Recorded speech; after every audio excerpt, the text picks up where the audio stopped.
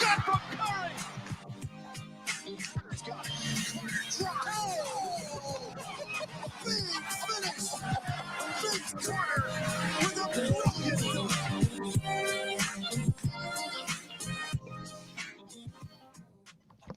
Welcome back to another edition of On the Break. Tonight we have J-Mac chloroformed his baby edition. He was finally able to pull himself away from his newborn and come back and be on the show again. What's up, J-Mac? It's good to have you back, man. 2 weeks in a row, fellas. 2 weeks in a row. Oh, is this the second week? Is it the same week? I don't even know, dude. It all runs. Second week, dude. I'm lost. I don't even know where I'm at right now, honestly. 2020 is a time warp of a never-ending that we can't get out of. Kyle, what's going on, man? How you doing? What's up, man? Glad to have you back. I'm glad that Josh didn't share the title with me before. I'm always just looking forward to his dark humor. I love it. I loved every second of it. Dude, I told you guys before, I was like, I don't know. This one might be pushing the line, but I'm going to say it anyways. It's whatever. We're all right.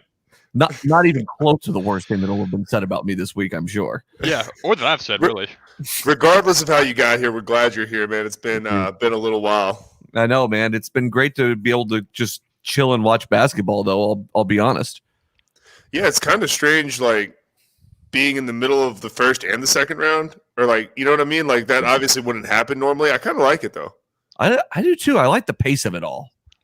Dude, yeah, I love you got 3 or 4 games playing every night, but it makes it hard for us to record in that there's never a cadence where you can stop.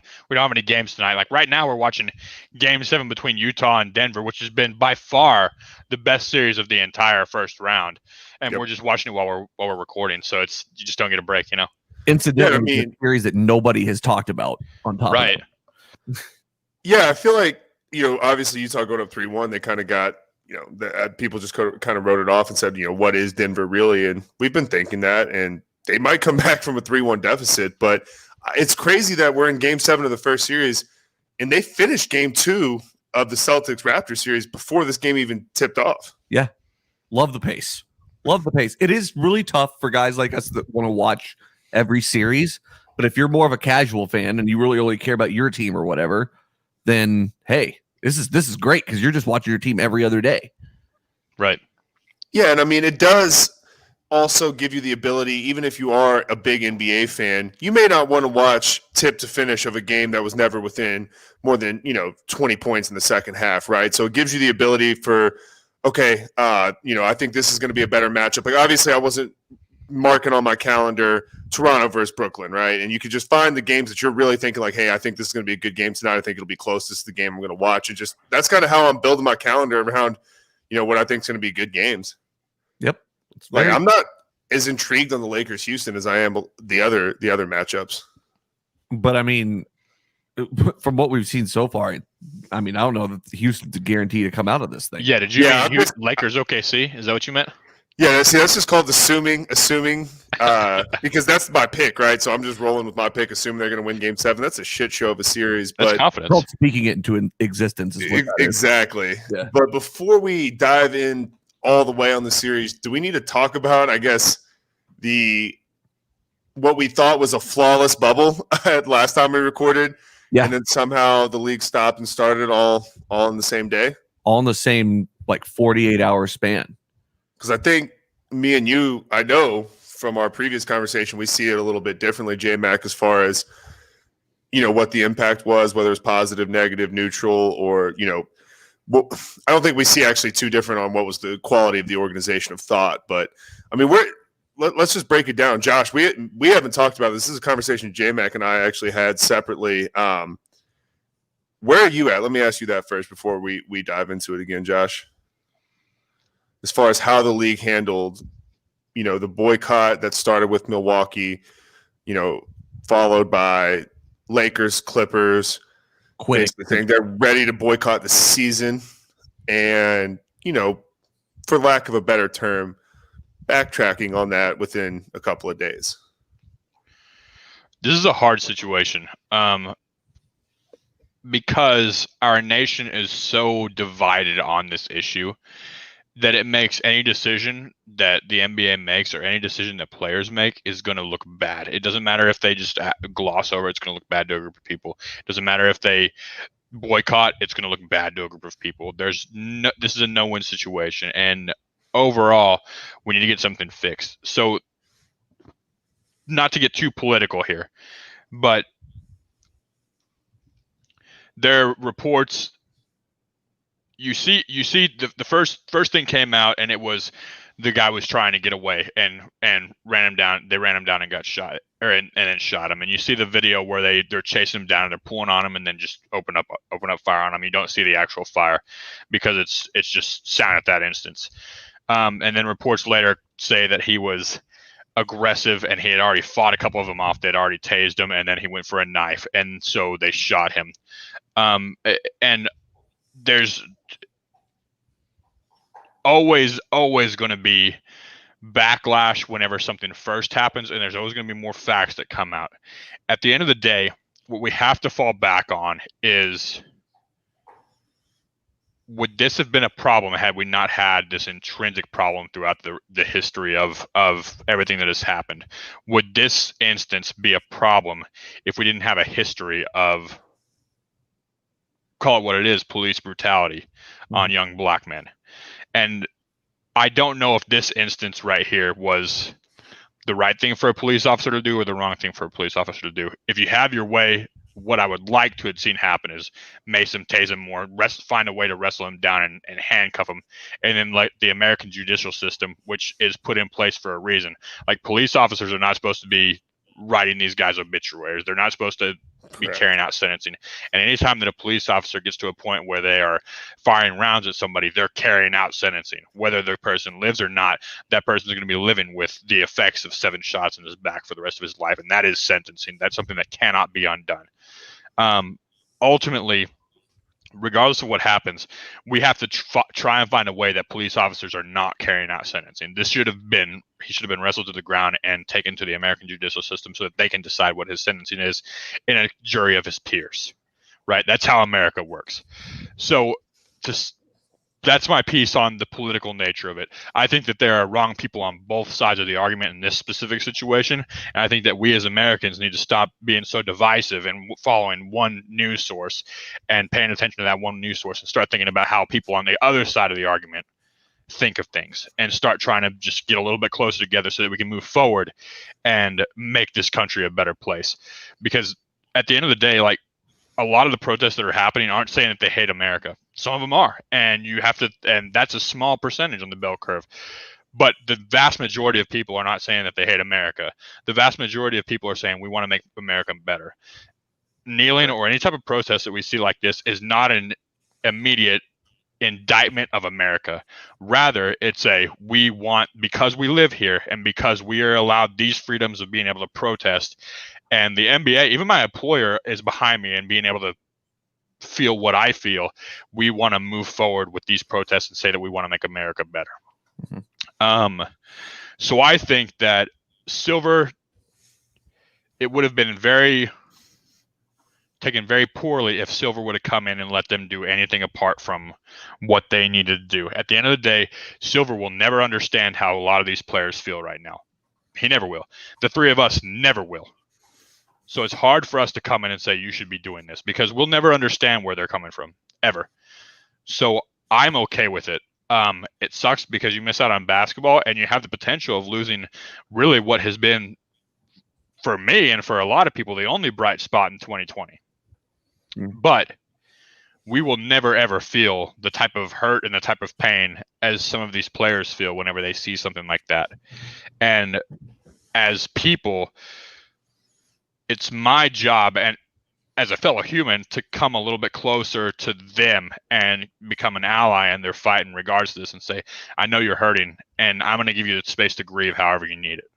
Mm-hmm. Yeah, that's well said. I mean, I think there is a giant disconnect in terms of what the protest messaging is. I think you're looking at that 2-3 percentile extremist that I don't actually fully agree with, right? And that's being lumped in as the entire movement, which just isn't the case. It is in most cases peaceful. It is in most cases trying to just improve the country in which you live in.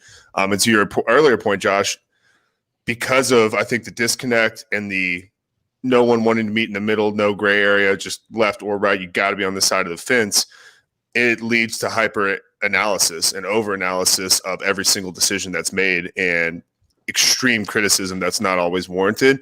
And that kind of ties it back to, J-Mac's point that he made to me that I didn't initially agree with, that's resonated with me here a little bit. And I think I do agree with it now, is that, well, let me lay it out. lay it out, because I'm starting to meet you there. And I see what you were saying. So like in regards to everything that Josh said, like I think very well put. It is 100% reprehensible, the behavior. Like, I don't care what was happening, what was going on. 7 shots to the back was unacceptable. I think everybody can agree on that. That's unacceptable. I think we can agree on a tase, tackle, arrest procedure with multiple officers is feasible. Correct. In 99% of cases. 99% of cases. And we can't, just like we can't put ourselves in the shoes of those that have not lived or not, experienced what we've experienced, and vice versa. We can't live in somebody else's shoes. We can't really say what we would have done given the circumstances of a cop one way or the other. A great point. I don't want to downplay the challenge and the difficulty of that job in this day and age at that pay. It's incredible what those guys do, and I do have respect for the good ones out there, which I think is the majority. Right. I agree with that. And again, reprehensible, not okay. Like 1,000% not covering for the cop here by any means. It's unacceptable. That's period. But yes, we can't put ourselves in those shoes either. And so in these kinds of situations, the hardest part is to sit back for a second, take a step, and wait for the facts so we know exactly what was going on, and then kind of take the steps from there. That's the part that we get in a little bit ahead of our skis at sometimes, is we want to, take the guy down, and we maybe act too hastily, which can cause error. We're human, like that can happen. And I say all that to say, we don't want to rush things because we want things to happen the right way to actually institute change. Okay. And so that's my thinking about it. And again, I'm not siding with any side of it because I feel however the fuck I want to feel about it, to be real honest. Not I don't listen to someone to tell me how I should feel about it. Right. Yep. Again, we are probably the least qualified people to be having this conversation, really and truly. We have not lived in any kind of a that, I was thinking about this the other day. There was a time where, in high school, you go to a party that got busted or some shit like that, and I never worried about the cops pulling a gun on me. Never one time. Not once. No, dude. In the burbs of wherever the hell we were, with white kids, no way. I can't relate to that. There's no way in hell. And while that's fortunate, it's unfortunate in a lot of ways, because now, it's hard for me to even not hard for me, I guess, but just hard in general for people to take a walk in someone else's shoes to even think that it could be different, because it is different. Go ahead. I was going to say, what's crazy too is you sat back and said, I wish that I would have had more of this experience, but you can bet your ass that you're going to do everything in your power to not ever give your kid that experience. And I'm going to do everything in my power to hold on to every single privilege that my child can ever have. Yeah. It's crazy because you start thinking about the idealized version of what you believe society should be, and you disassociate yourself from any way that it's going to affect you. And then you come back to you and you say, am I really willing to pay 40% taxes on my meager income right now so that we can do this for this community? Sure. I don't know if I feel that way. But yeah, it doesn't matter. What it comes down to is the fair treatment of others, and that's the part that where we all struggle, and that's the part that we don't see because we haven't experienced that. And that's kind of the point. No, I don't want. I'm going to do everything I can to keep my child from living that. But I think any parent would say that. Just not everybody's in that same circumstance and has the same resources to be able to do so. I agree, and I went a little bit philosophical on you guys, and I think it's the right thing to think that as well. Let me hit you with something with Josh Bristow 2020. My campaign promise is I want cops to be paid more, not because the cops that are in there necessarily deserve it. Not saying that they don't deserve it. I think they probably do, but more so, cops or police officers should have a larger talent pool to pull from. Police officers in Seattle start at $45,000, dude. That's lucky to get you a crack house, like a boardroom in a crack house in Seattle. And the shit you're gonna have to put up with out there versus a small town or a good quality county. That's ridiculous. Yeah, and that's not even part of my argument. More so, it's just you need to have a bigger talent pool that you pull from. You can't be having the talent pool be the exact same person that has wanted to be a police officer for his whole life and has done nothing to expound on how he views the society, except for out of a police officer's shoes. Mhm. If you pay them $100,000, you're going to attract way more diverse candidates, and you're going to be able to choose from those good candidates and have a more diverse police system. But that's vote Josh Bristow 2020. Love it. All right, Josh enters politics in 2024. Is this a basketball podcast? I don't know where that money's coming from since you don't want to pay taxes, but we'll digress. Also true. All right, so I want to move on to the NBA piece of and this is kind of what Kyle was kind of setting up too, and what we were talking about the other day was that. So we got to this thing, and the timeline kind of went as such, and it's a rough timeline. But you had the Bucks were playing the Magic; they were up 3-1 in the series, and all this stuff happening in Kenosha, obviously, Milwaukee, all that, Wisconsin. They felt that they wanted to kind of pull the trigger and sit, kind of boycott the game, and I have no problem with that. That is absolutely something I see as appropriate in the given the circumstances, right? And so I guess the NBA, since they were all in the same place, which was convenient in that sense, all the players got together and met. And, of course, there's the information coming out that the Lakers and Clippers were done with the season, boycotting. I mean, it was pretty much, it looked like things were over. Like this nearly took down the entire league, or the restart of the league, I should say. And within help me with time frames here, like 12 hours or so, we were. Yeah, it was less than a day. We were right back to playing games on Saturday. And my point to Kyle that I shared with him earlier in the week was this. I absolutely agree that they should have boycotted the games because they're using their platform to make a point. And that's one of the things that we've been most complimentary of the NBA throughout this whole restart is the way that they've incorporated the Black Lives Matter stuff, the names on the jerseys, all those kinds of things. That stuff is incredible. It's good messaging. It's kind of gets it out there. It keeps it front of mind. We don't want it to disappear by any means, but because we feel like it really is a good thing. The problem ends up being, though, that whenever you say we're boycotting, we're done with the season, and then you go back to the table, and you're right, everybody has a right to change their mind. I have no problem with that. But you go back to the table and you say, okay, well, this is what we're looking at if we shut down, and you start to look at the financials of it, and it starts to look like, oh, well, maybe our cause isn't as just because it's going to lose us money. That's where it comes off as disingenuous to me. And right. I didn't feel like what the Bucks started was disingenuous, but I felt like the rest of it, the stop-start talk, got a little bit disingenuous in that sense. And my whole point was that by doing this, they needed to force some kind of change, to use their platform to force change. That's the whole point. You look at the bus riots in Montgomery and all that stuff like that.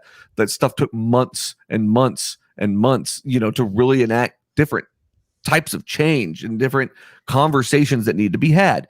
And my thing was, if you're going to boycott it, pull the ripcord and get it done. Now, it's by far from me to be telling anyone how to protest, but they had a really good opportunity to make a really big point. And I feel like by just going back and just sort of playing, and I will say, in the aftermath of this conversation, I will say that Kyle and I had earlier this week, I will say that it has been nice to see some teams meeting with governments and working on doing some things that are really positive and making meaningful change. I'm really, really glad to see that. It felt like a bit of a phony message that could have been carried out louder to prove an actual point, because they were the only team that was going, or the only league that were going to stop, and they didn't. It's like they paused, and that was a weird thing to me. It really was. Yeah, it doesn't look good on the outside looking in, because the key here is perception. And perception by the opposition is not good right now, because it does come off as disingenuous for all the reasons you just laid out. I don't think that's the case. I think it was, to a point you made earlier, an emotional reaction. Yep. In the moment. Yep. And I think it was justified. I think they realized the implications of what they were doing financially, yes, but also, hey, we have this platform, is shutting this whole thing down and boycotting really the best use of that. And I think they realized it was not, but felt like in the moment that was going to get the attention and grab the attention, and it did. It's like they didn't think it through, right? And I don't want to say it backfired because it did.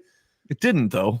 It did. It resulted in 4 new changes. I don't have them in front of me, but it's they're going to turn the NBA arenas into voting centers. They're going to get NBA support towards local, I think, police forces in terms of like excessive force training, things of that nature. They're going to have I hear that more. Marcus Morris is supposed to be leading that, actually. We'll let you go to your Marcus Morris soapbox. Yeah, no shit. Wow. What a fucking great. Let's just sign off on that. That was so well played.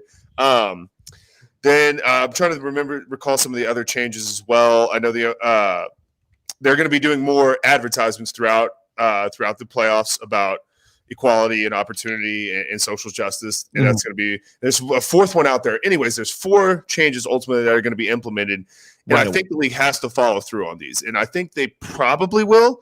The owner support will be interesting because I think there's a wide range of where some of these owners view things, but ultimately, I think those 4 changes are a great impact and are a good response and a better response than boycotting the entire season. I'll tell you this. I think it could have actually been solved with one very quick statement from someone like, I don't want to, we always go to LeBron to pin these things on because he's sort of the face of the league, but like, you know, like put, I don't know. I'll tell you, Jaylen Brown is really impressive, man. Jaylen Brown is the face of the league in terms of social justice. I think CP3's voice is big, obviously, as head of the players union. So, I mean, those are the guys you're going to look at. Right. You need a big face. And honestly, it probably comes down to LeBron being the best person just because he's so transcendent, aside from the basketball part. Like, everybody knows LeBron James is. I think a lot of people don't like LeBron, though, and that's a little bit of a problem. Yeah, maybe. But the statement is very simple. The statement is this. Look, we met together. We reacted emotionally. We feel like the boycott is best.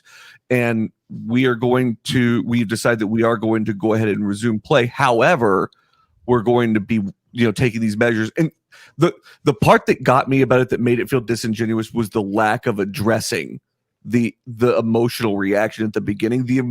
Again, I'm not telling anyone how to protest. I'm not telling anyone how to feel about it. But all I'm saying is it comes off as disingenuous versus a message that could have been fluid, saying, you know what, we felt like it justified that, but here's what we're going to do. We're going to use our platform to do these things. And they did that to an extent, which helped smooth some of it out. But it should have been a little bit more explicit from just the player's standpoint. I think the grade here is TBD, though, right? Like, we got to see if they execute or not. Agreed. Yeah, I anytime that you change direction from what was originally expected, you have to make a statement. And unfortunately, I don't like that a lot of statements seem to be not heartfelt, and they seem to be very just send somebody on Twitter and throw out the NBA has decided to resume games after meeting and doing this. I would like to see a press conference held where somebody comes forward with a heartfelt message that says that we believe this is the best way for us to facilitate change moving forward. I think that a boycott in this situation isn't going to do a whole lot, solely because the people that you want to affect, that you want to change, or that you want to change the mind of or move forward, aren't watching the NBA anymore. The NBA just lost in ratings to NASCAR last weekend, bro. Like, that's tough. That's really tough. I think that, and that gets to, that gets us to a more intrinsic problem with what I believe that is happening within America now. Is if you don't agree with an opinion, you just turn it off. You don't ever listen to that opinion. You just say, I don't have to listen to this, and you turn it off, and you never try to understand what the other side is. And I think that that's horrible for both sides of every spectrum. I'm not even going to say the political spectrum. It's horrible for every side of the spectrum. Anytime that you're in a disagreement with somebody, you should try to work through where they're coming from. And a lot of the people that the NBA would quote unquote punished for boycotting the season and making it their name. Just don't care. They're not watching the NBA. Yeah. So a lot of it, I do think that what a better move is because you have to, like, let's say that 30% of America is on one side, 30% of America is on the other side, and then you got 40% in the middle that really doesn't care, is to use that mirrors effect protocol where you have stuff like Black Lives Matter in front of their face all the time, or say her name in front of their face, and they start to get comfortable with it.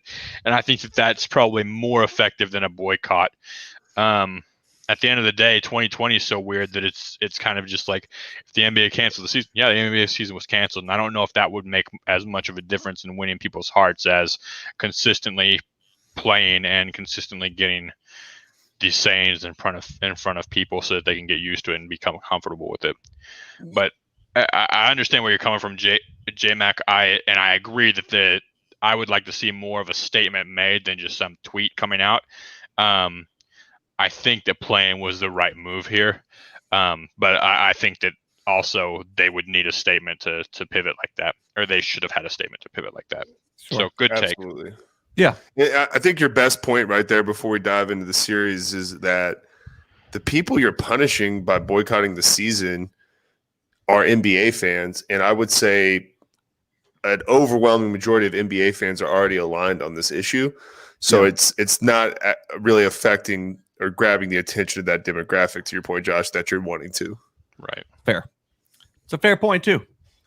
All right, let's dive into any other thoughts on this stuff. Like, this is an incredible time for all of this, and the NBA is a leader in all of this.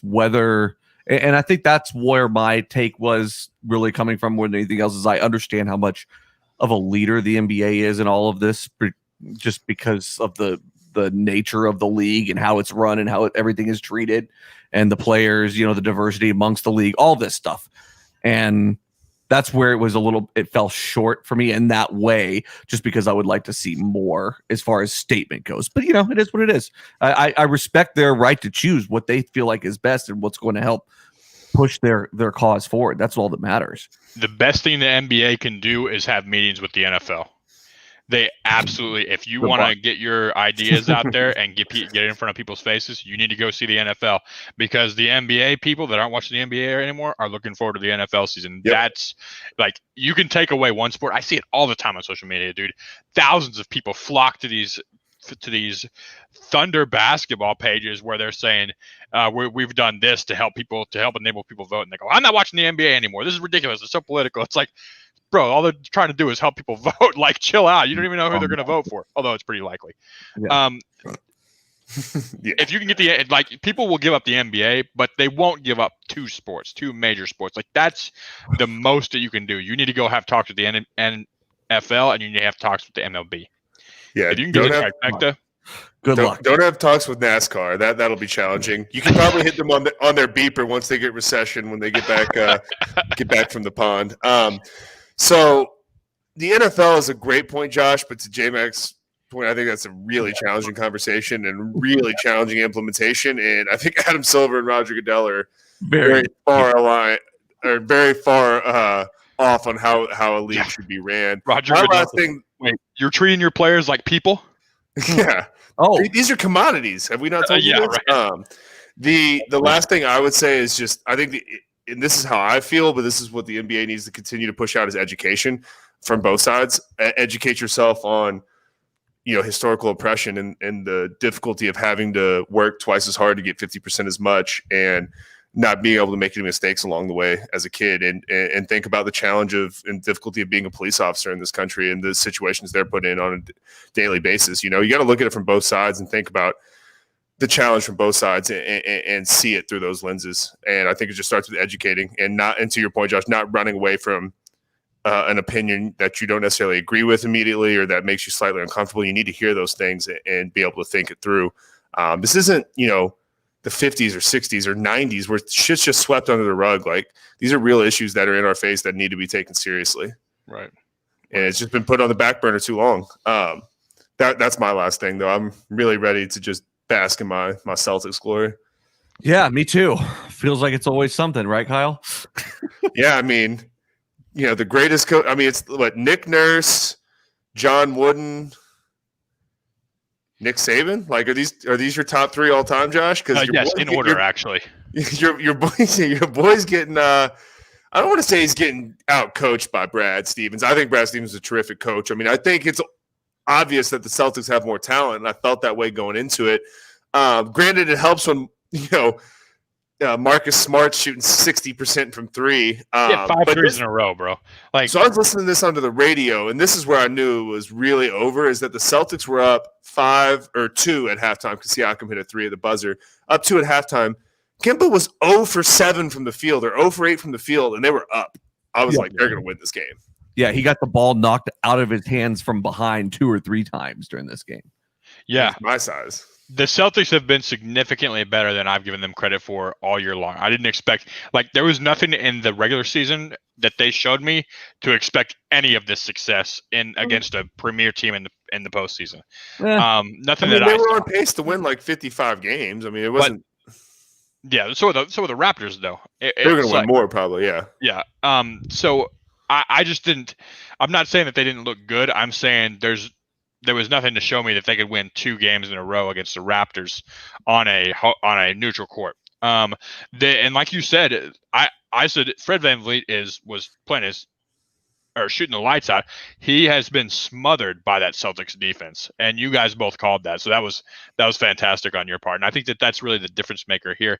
If they, just like I said, the Sixers will go as far as Horford will take them, or Horford's the X factor. The Raptors, VanVleet's the X factor. Like, Siakam's a known commodity. That defense is a known commodity. Serge, all that entire bench is a known commodity. VanVleet needs to step up. VanVleet needs to put down 22 to 25 a game moving forward. Yeah, probably so. I don't know if you're going to get that from him. I really do think, I'm just going to make it the prediction here, and hopefully we remember this. That is going to be the most overpaid contract of this offseason. The worst value to actual pay.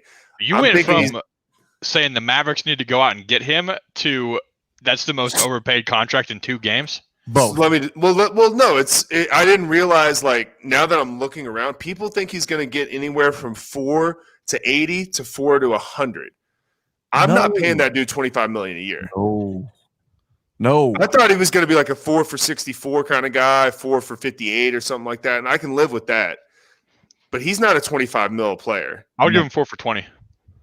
I want it because you can go out you look at the other players. Oh, okay, never mind. I don't want to do that because there's too many damn GMs giving out bad contracts here. You can find some really bad $20 million deals, but there's some really good players that make about that much. Like Buddy Hield, Drew Holiday, those dudes are better than VanVleet to me. I disagree on both of those takes. Oh, you think VanVleet is better than Drew Holiday? Now, today's Drew Holiday, yes, not prime Drew Holiday.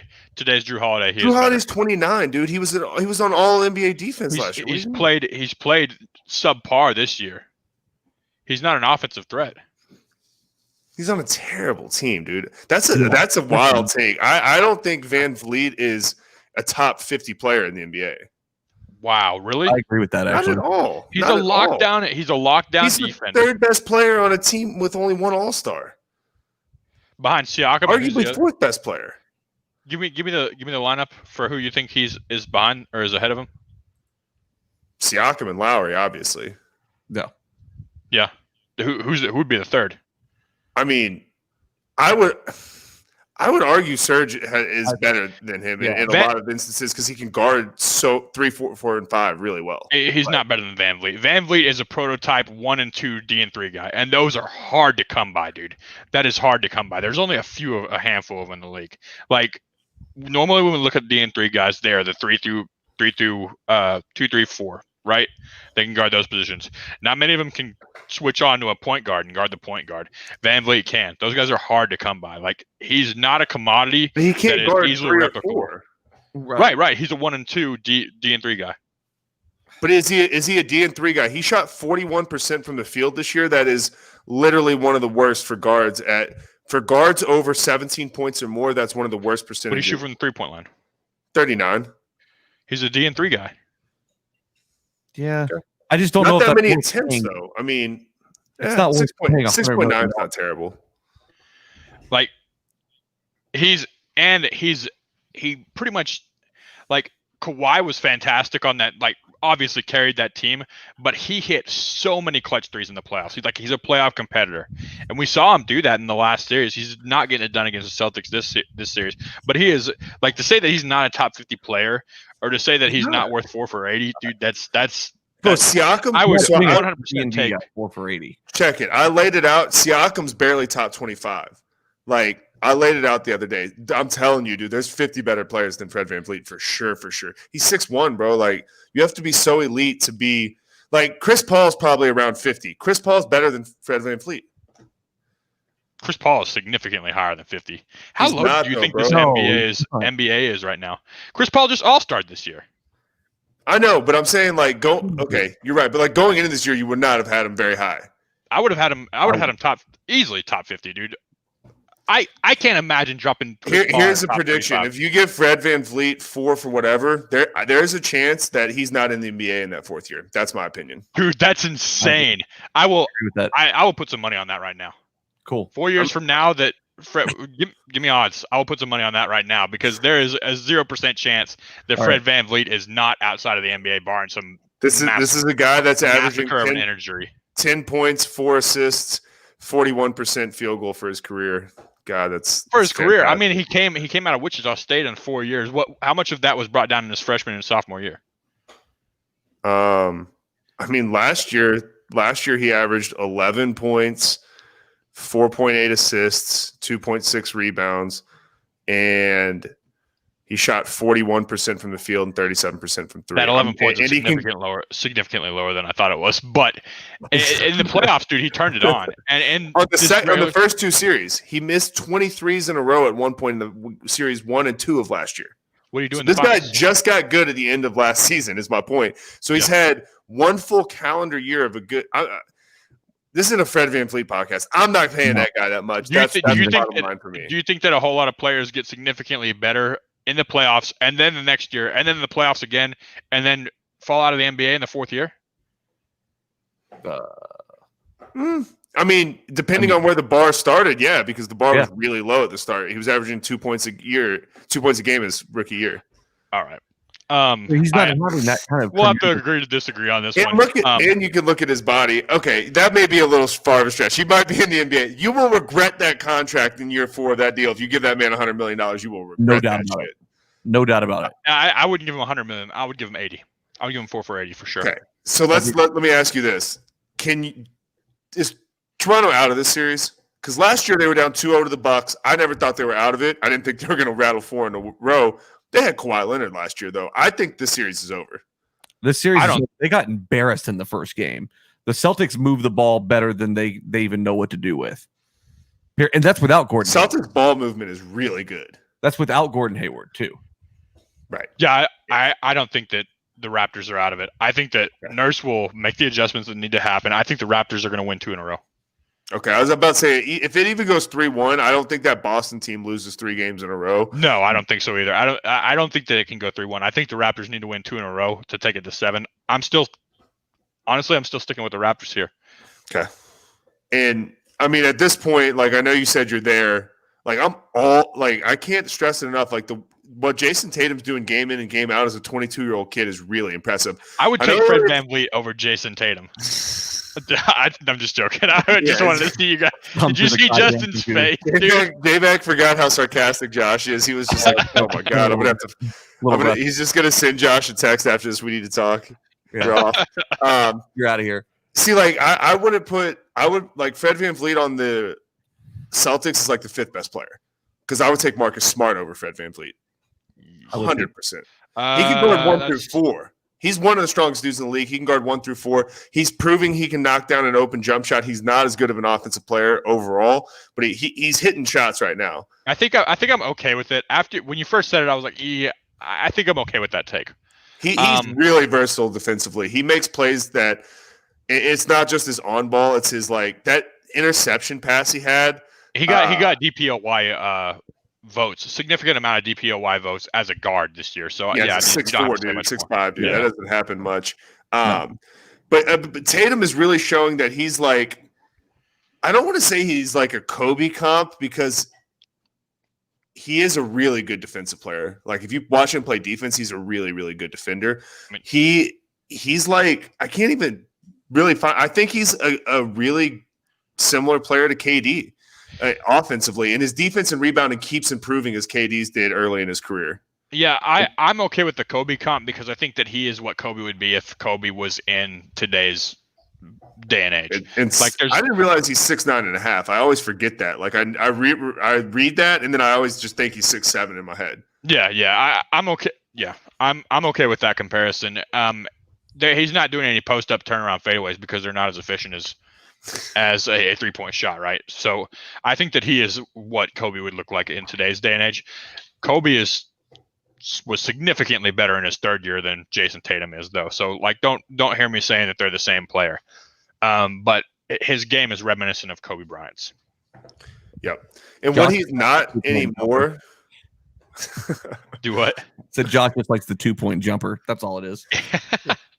What is not, how do I say this? What I don't think is talked about enough, though, is like what he's doing at such a young age and the progression we're seeing him make. Because he was good when he came in, but he's continuing to get just a little bit better every single year.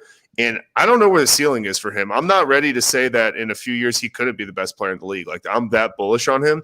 And I was listening to the Russillo podcast last week, and he had this great theory called the 30 and 13. There's a way he came up with it. Basically, it's something in his life he was applying to the NBA, saying there's just playoff guys and there's scores that are elite scores in the NBA that you don't know if they're going to get you 30 in a playoff game or 13. Like, Kawhi is going to go out there and get you 20-something.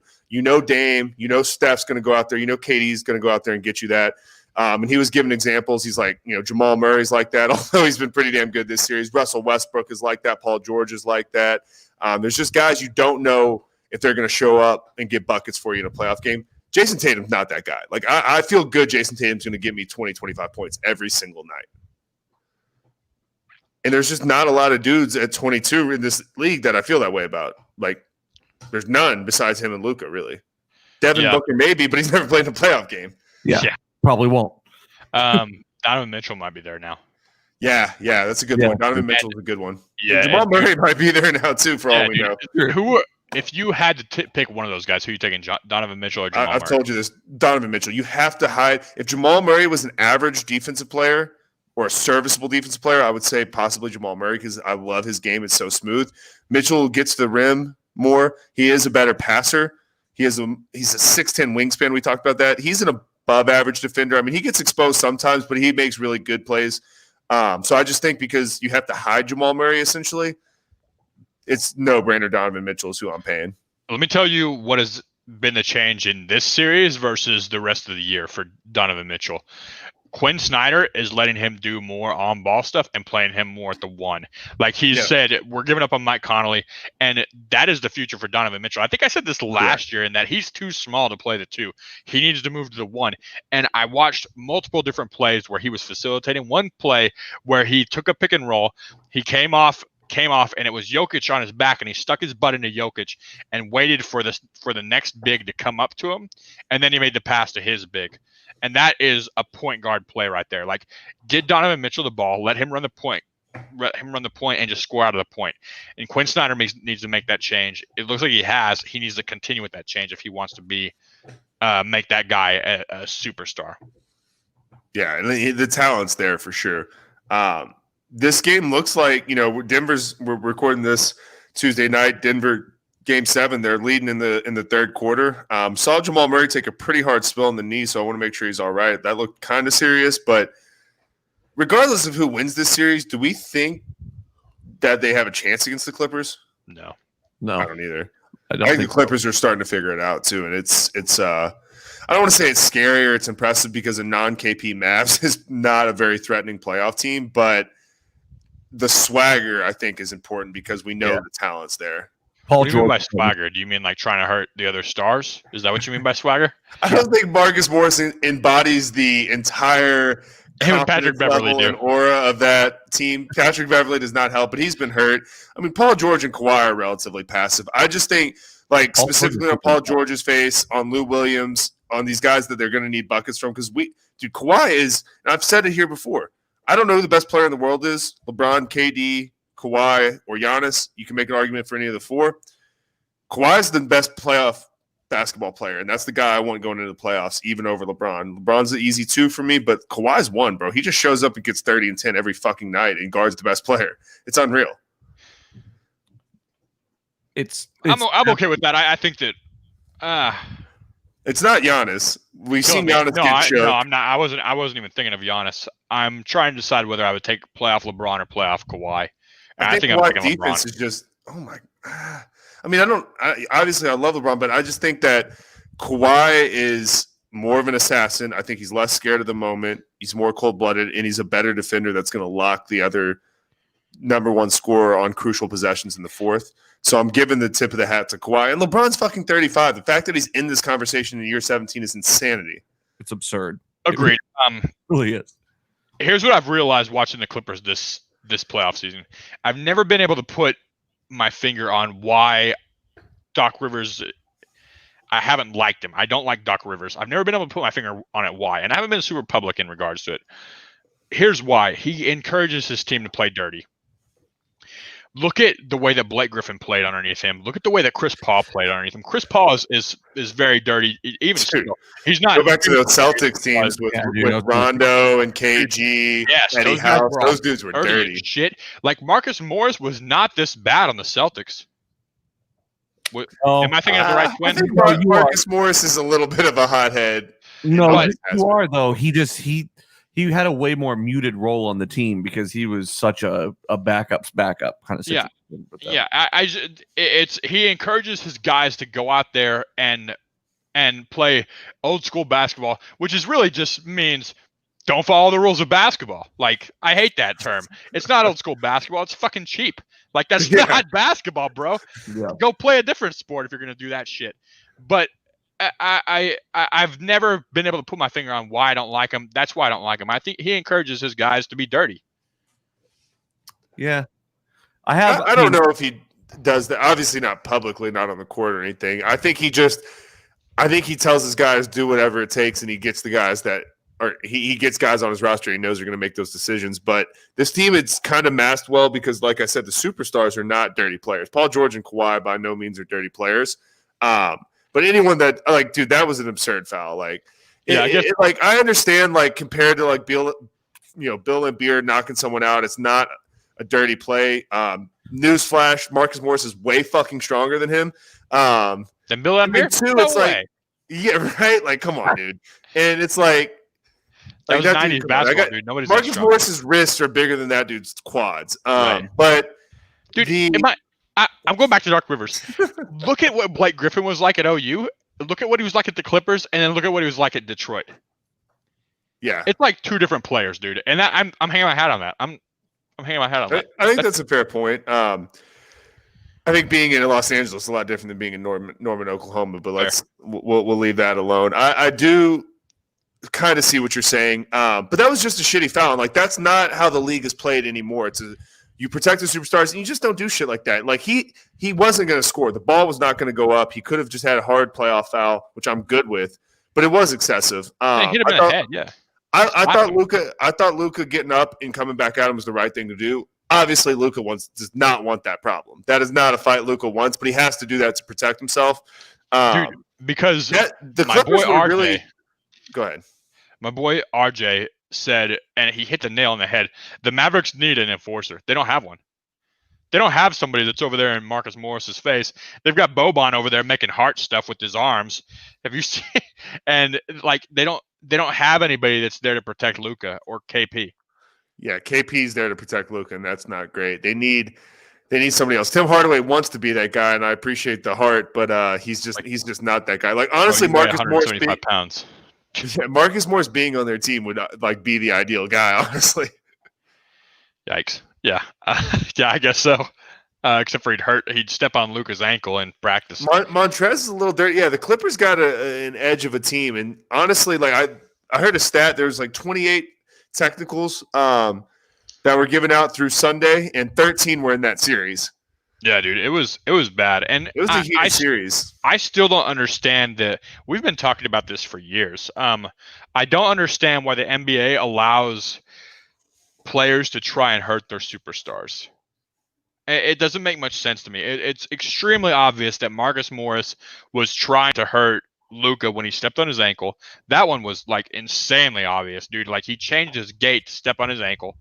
That should be an automatic suspension of 3 to 4 games, at least. Yeah, that one was really bad because that was clear from the aerial camera. He didn't get anything. Like nothing happened to him.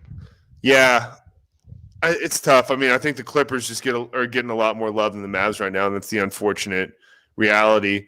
Ford's looking a little bit. I think a Lakers-Clippers series could get pretty chippy pretty quick, especially if Montrez, Marcus Morris, Pat Bev are doing those type of things to LeBron. I think it could get chippy quick, and that's where I really hope the Lakers have Rondo back because Rondo will go out there and just swing on anybody. Yeah, he will. I haven't seen from the Clippers anything that indicates to me that they can beat the Lakers in a 7-game I don't series. know. I don't want to Paul put too George much shows up, which I don't trust. And he did in the last 2 games against the Mavs. And I don't want to put too much weight in that because those Mavs teams are not good without KP. Right. But I do think that the Clippers turned it on a little bit and we're starting to see them come into their full form. I think the Lakers are there a little bit more. They probably still had a tougher opponent overall, although Dame went out. So I guess you could argue it's about the same. I think the Lakers' top 2 guys look significantly better than the Clippers' top 2 guys, all because of PG. I have no worries about Kawhi.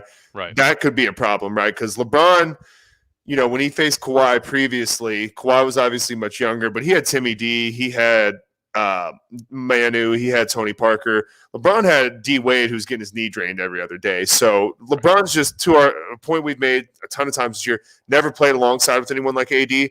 So I would really like to see when push comes to shove in a potential elimination game or Game 6, Game 7 of a Western Conference Finals, how much does that really help LeBron having a true 1A, 1B, not a Batman Robin? And I think that's going to be a big deal. And that could be the difference. We got to see. We could feel totally different after these next couple of series. Yeah, and even the ability to put the ball in somebody else's hands and just not have to worry about that possession or not have to worry about that like running the offense that possession. Just pass it in low to Anthony Davis and let him go to work. Like that's a big deal. That's a big deal for rest, and that's a big deal for allowing LeBron to get back on the other side of the court. And even if they're all at their prime, AD and LeBron is far superior to me than Kawhi and Paul George. Like you said, because of the Paul George thing. Even if they're all at their very best. Yeah, I mean, you're talking about 2 players that complement one another versus 2 players that are relatively similar. You're talking about a 6'9", 6'11 combo versus a 6'7", 6'9 combo. More defensive versatility, arguably higher IQ. I agree with you there. I like the supporting cast of the Clippers a lot more. Like I trust Lou Will more than Kuz to be the solid 3, number 3 scorer. I trust the likes of Morris, Reggie Jackson, Zubac, all those guys. Montrez more than Danny Green's been really bad. I think that gets better. I think it has to get better, and I think it will. KCP's been pretty bad aside from one game. I don't know if that will get better. I trust Danny Green more. So Caruso is not an NBA offensive player. He has a good IQ. He makes hustle plays. He's a good defensive player, but it's tough with him. I don't think he gets as much play in the Houston series. I hope not.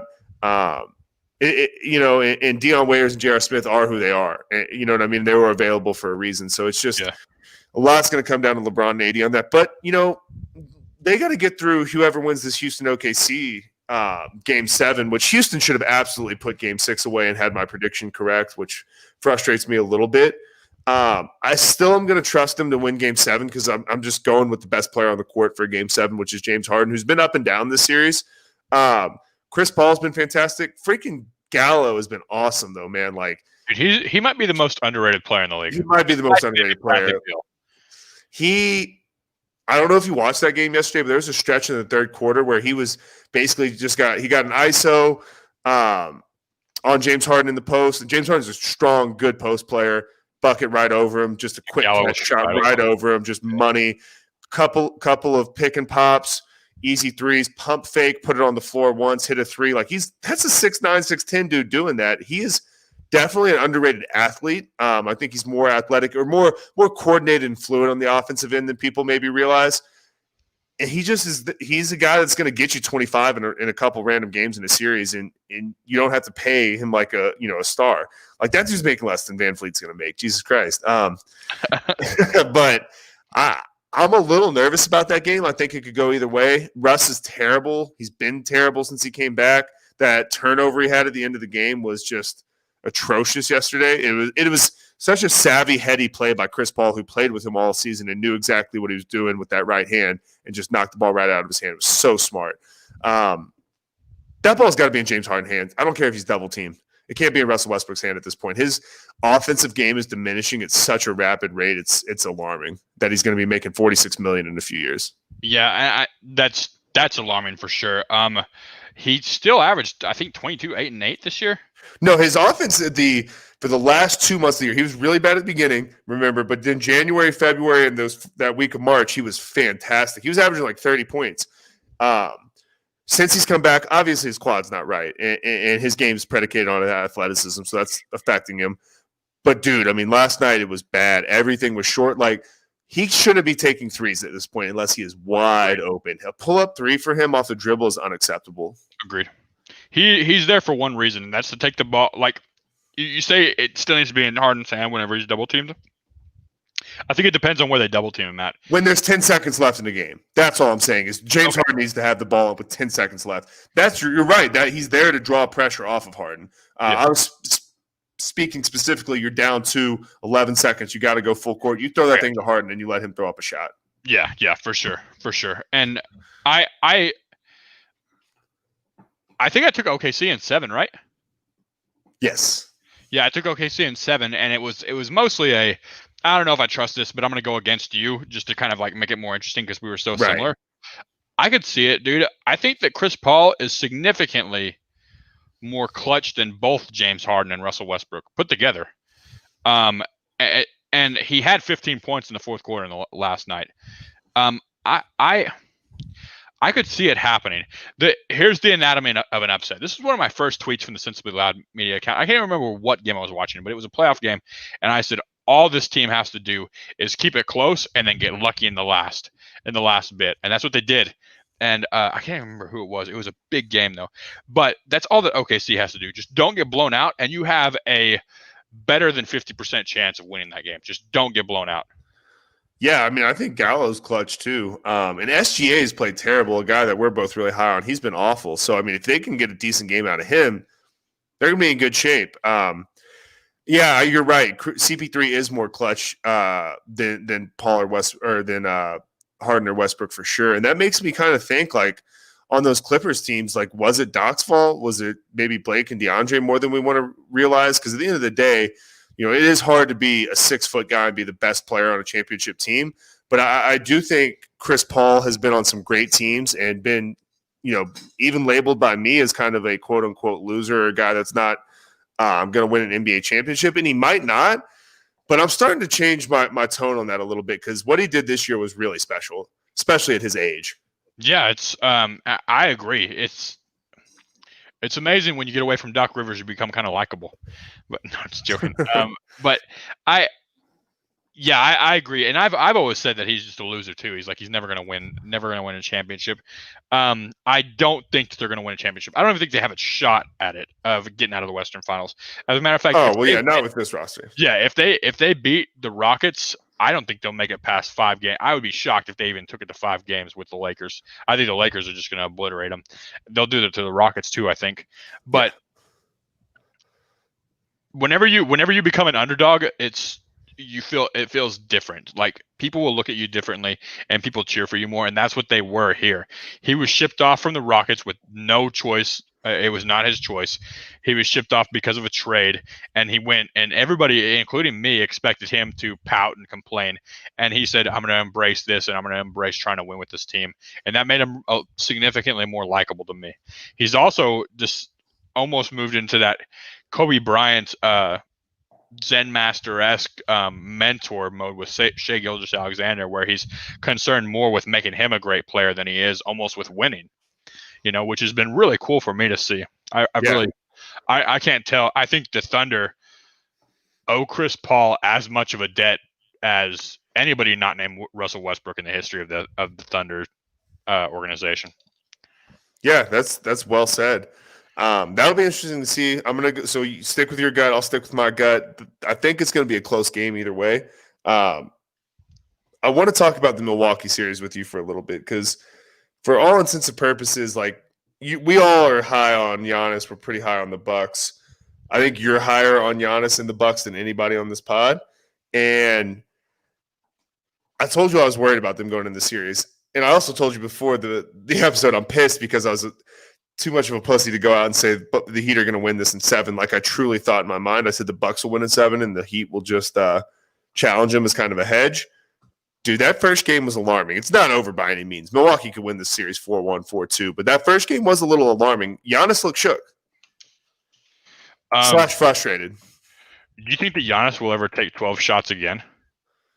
No, I mean not after the support he got last night. I mean this is like almost 07 Cavs when you think about the quality he has around him versus the quality of the league around him. I mean it's bad, dude. I think that they're significantly better than the 07 Cavs. Well, yes, but the league was a lot shittier back then. So I'm saying relative to league around them. But Chris Middleton, I told you, he's just a guy that I don't trust. You know, Brook Lopez changed his game to fit this league. He's a great rim protector. Is he a guy that's going to get it done for me in the playoffs? I don't know. Eric Bledsoe, I'm out on as a playoff guy. You know, then you start relying on George Hills and the Pat Connaughtons of the world. And I just think I think Miami is more confident than Milwaukee is. I mean, Middleton had 28 points. Yeah. Went 4 for 54, or he shot 50% from the field and 50% from the 3-point line. Yeah, he was fine. He was, I mean, that's fantastic. I'll take that all day from anybody. Didn't he have 4 points in a game last series? Yeah. Okay. But Giannis was taking care of that. And Giannis took 12 shots. You're right. They were stacking it against him. Jimmy Butler scored 40 points. Giannis scored 18 points. Goran Dragic scored 27 points. None of that is happening again. Okay. I'm not worried. I'm not worried at all. Okay.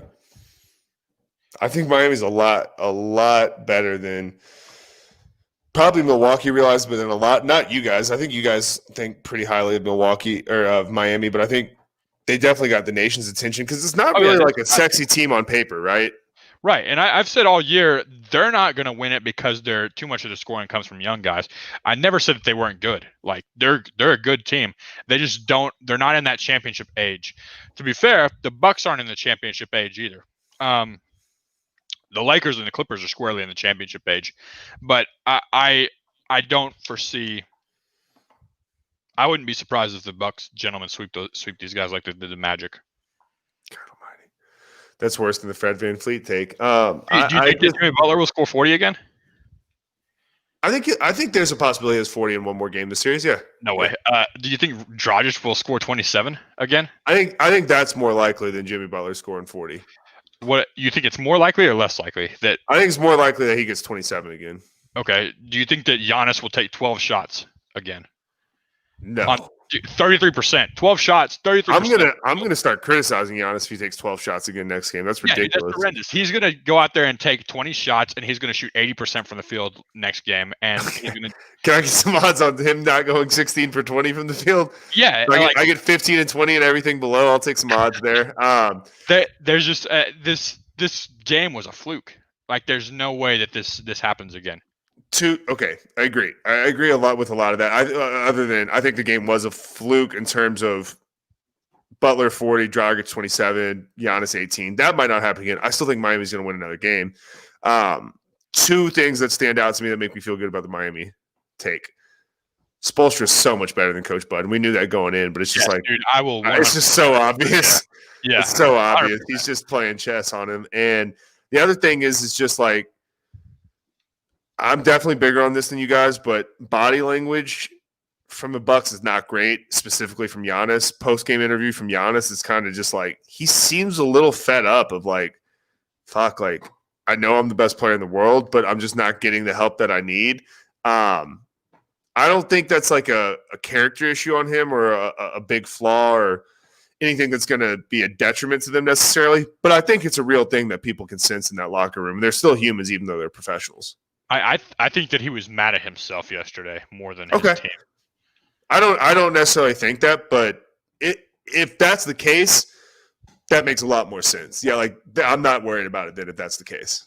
Yeah, and I can see where you're coming from. I just don't think He'll never call his team out though. I think he's too professional of a guy to call his team out publicly. Yeah, but he might say some shit where it's like, like he was like, yeah, I just got to do what coach says. When they asked him, hey, why weren't you guarding Jimmy Butler? Like, did you want to? What happened there? He's like, I just do what coach says. Like, that's not an answer from a guy that's in a great spot mentally. Yeah, right? I agree 100% with that because I was pissed at that too. And props to Giannis though, dude. Like that's props to Giannis. Yeah. So still feel good about Milwaukee. Are you at least a little nervous for Toronto? Yeah, definitely. Okay, but you still got them winning the series. I still have them winning the series, but I do think that they'll win the next two. But man, the Celtics look significantly better than I thought they would. Is Jason Tatum the second best player in the Eastern Conference? Not from who's remaining, just period.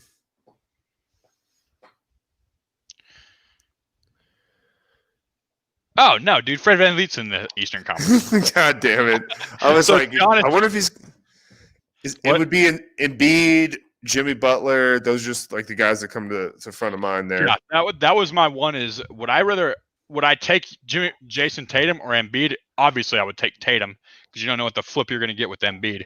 But do I think he's better than Embiid? Like prime? No, like talent wise, no. But I mean, his talent is freaking elite, dude. He is like elevated from great value Walmart brand KD to like at least like Dr. Thunder level KD now. Like he's 85% of KD, bro.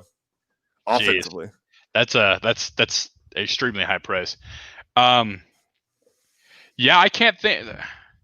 So my short list in the East would be Giannis, Embiid, Jason Tatum, Bradley Beal, and I put Ben Simmons up there and Bradley Beal too. Yeah, that's probably my short list.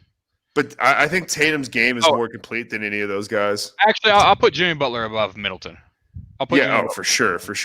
Like Jimmy Butler's a two-way player, but he can't score the way Tatum can. He doesn't have the length Tatum has. He doesn't rebound as well. Same thing with Bradley Beal. Like Bradley Beal just, he's a great all-around player.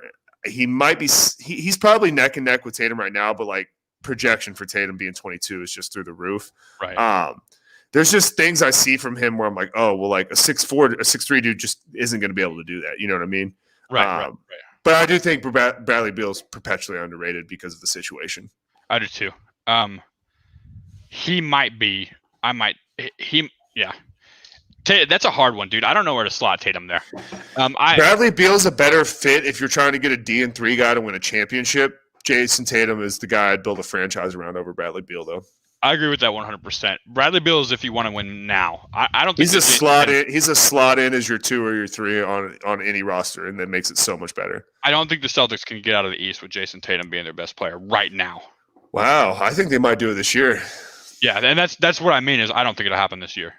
I put that bet on the podcast when the playoffs were starting. That was kind of my flyer pick in the East was Boston plus 700 to win the East. Yeah. I like it. So final takeaways. Fred VanVleet, arguably best player in the NBA. No concerns about Milwaukee. You absolute dude.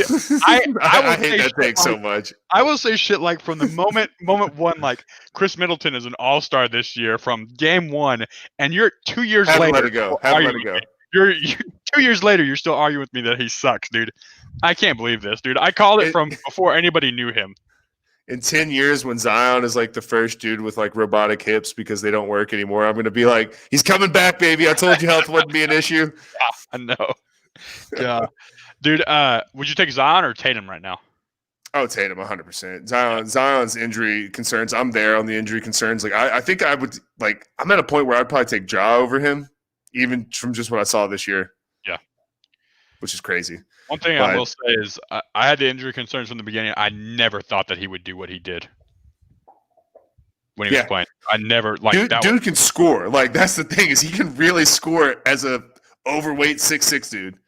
Yeah, that was crazy to me. That was bizarre to me. I couldn't believe it. But yeah, injury concerns are huge. Yep. Cool. Let me throw one more at you. Okay. All right. Jason Tatum and Fred VanVleet or Luka. Luka. I think so too. Yeah, I really mean that. Those guys are really good players, and that combo is nice. But Luka is like he's not LeBron defensively, but he makes people around him better in the way LeBron and Magic did, and you just can't replace that. Right now, today, there are 4 players in the league that you put them on an offense, and that offense is immediately elite. They're LeBron James, Nikola Jokic, Giannis, and Luka. That's it. Yeah, I don't think you can put Harden in there. There's too much ISO play. Kawhi is a bit of an ISO player as well. AD, he helps a lot of pick and rolls, but he's not going to create for you. Yeah, I like that list. I mean, I do think a healthy KD is on that list too. He doesn't. Yeah, I guess here, all those guys create for other people. KD doesn't, and I guess that's what I like. Those are all guys that can score like crazy and create like crazy. Jokic being. What about Steph? Jokic is a little bit. Oh, Steph. Yeah, I forgot about Steph. Okay, there's 5. Yeah, 5. Yeah. Okay, I'm good with that list. I agree, and that's why I think you take Luka. But that's a good one. I like that. But yeah, let's get back on this weekend, man. We'll get J-Mac back on here. He did have fatherly duties this evening, but I'm glad he was on the first half with us for some really the more important conversations. This is just the fun stuff for us on the back end. But let's get back on here this weekend, see where we're at on these. We'll be in round 2 across the board, and we'll catch up. And then you can eat some more crow for your Toronto pick. Looking forward to it. Yeah, for sure. Go enjoy it. Hey, you took Utah in this round, right? And I took Denver. No, I'm sad to say I took Denver in 4 was my pick. Denver in 4? Okay. Yeah. Little off on that one. That's okay. I just throw out shit and don't remember what I say. I know. That's why I write everything down. Yeah, what did I take from Denver for? Was it 6? Did I take First thing on my list is Middleton is not an all-star. You picked Denver in 5. Denver in 5? Okay. Yeah, so we need Denver to win for both of us to be right there. Did Justin take Utah? No, he took Denver in 4 as well. Me and Justin basically did the exact same thing. Who said Donovan Mitchell would lead the entire bubble in scoring in the first round? Did anybody say that? I don't know about that. I might have said that because I knew Bogdanovich being out was going to kill him, but I don't think I said that. Nobody said that. I did say he was going to be the best player on the floor, though, and he has been. You did. Yeah, you did, and he has been. Agreed. That's only because Murray laid an egg those first 2 games. But I keep wanting to talk more, dude. My bad. I'll go ahead and I'll shut up and let you close out the show, okay? All right. Well, guys, we appreciate it. We're going to come back this weekend for you. Hopefully, we'll try to be at full force again. Go follow us, Sensibly Loud, and On the Break. We're on Facebook, Twitter, Instagram, and we'll check back in with you. Josh, always good to talk to you, man. Later. See you, man.